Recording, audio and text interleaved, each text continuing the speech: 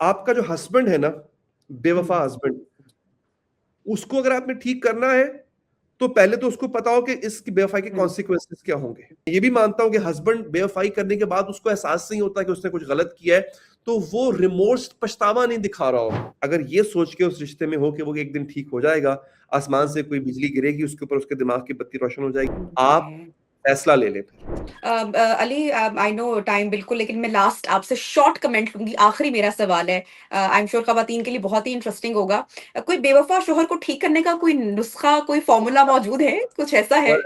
It's a very very very good question कि बेवफा शौहर कैसे हो सकता है। देखिए, किसी को तब तक ठीक नहीं किया जा सकता जब तक कि वो खुद ठीक होना ना चाहे। मेरे पास जब लोग कोचिंग के लिए भी आते हैं, मैं ये बोलता हूँ, अक्सर लड़कियां कहती हैं प्लीज आप मेरे हस्बैंड से कहें वो ठीक हो जाए। मैं कहता हूँ देखो, ये जो कोचिंग होती है ना, ये ड्रॉप बॉक्स नहीं होता कि मैं अपने हस्बैंड को लेकर आई उसे ठीक फिक्स, ऐसा कुछ नहीं होता। एक चीज जरूर काम करती है, वो है इमोशनल कॉन्सिक्वेंस। जहां इंसान को अपनी वैल्यू का एहसास होता है, वहां धोखा मुश्किल हो जाता है।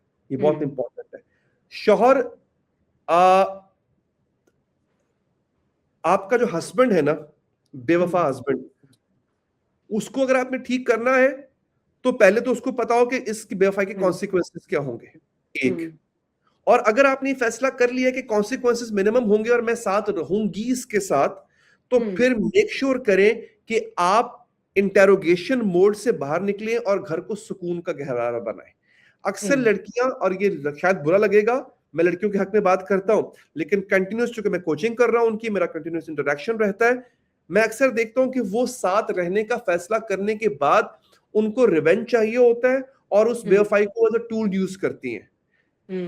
हाँ, मैं ये भी मानता हूं कि हस्बैंड बेवफाई करने के बाद उसको एहसास नहीं होता कि उसने कुछ गलत किया है, तो वो रिमोर्स, पछतावा नहीं दिखा रहा होता। दोनों तरफ से आग लगी होती है। लेकिन अगर हस्बैंड रिमोर्सफुल है, उससे अपने तौर तरीके ठीक कर लिए हैं, वो सीक्रेटिव नहीं है, वो ट्रांसपेरेंट हो गया आपके सामने, उसका कुछ छुपा हुआ नहीं है आपके साथ, तो अगर आपने उसको as a victim card use करना है, एज अ टूल यूज करना है टू वेपनाइज इट, तो सर मैं इस बात की गारंटी किसी चीज की नहीं होती, बट इस चीज की मैं गारंटी दे सकता हूं कि वो दोबारा चीट करेगा। और मेरी प्रैक्टिस में ऐसा हुआ है कि वो शर्मिंदा हुआ, वो वापस आया, उसने रिमोर्स दिखाया, उसने हर वो कोशिश की जो बेवफाई करने के बाद किसी का एतमाद जीतने के लिए करनी चाहिए होती है, लेकिन लड़की ने उसको एज अ वेपन यूज किया, उस एक इंसिडेंट को, वो रिबाउंड हुआ, दोबारा पलट गया। सो ये अगर ऐसा हो रहा है आपकी जिंदगी में तो आप करें। और अगर आखिरी बात, अगर हस्बैंड ये काम नहीं छोड़ रहा और उसको जरा भी पछतावा नहीं है, रिमोर्स नहीं है, he is not mending his veg, तो फिर आप अगर ये सोच के उस रिश्ते में हो कि वो एक दिन ठीक हो जाएगा, आसमान से कोई बिजली गिरेगी उसके ऊपर, उसके दिमाग की बत्ती रोशन हो जाएगी और वो उसको याद आ जाएगा कि मेरी बीवी है, मुझसे प्यार करती है, तो भैया ऐसा होने वाला नहीं है। आप फैसला ले लें फिर। You true, have to take. True. Thank you so much Ali, आपने टाइम निकाला हमारे प्रोग्राम के लिए। इतनी डिटेल कॉन्वर्सेशन थी और ये टॉपिक भी इतना इंटरेस्टिंग था कि जब भी आप कोई स्पेशली बड़े डिसीजंस लेने से पहले आपकी शादी में, और स्पेशली जब उस शादी में बच्चे भी हैं, यू नो, थिंक ट्वाइस, बार बार सोचें और एक्सप्रेस करें।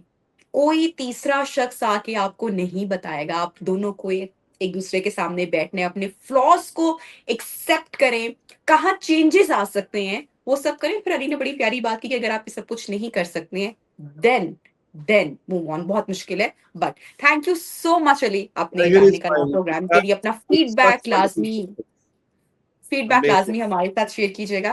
अल्लाह हाफिज।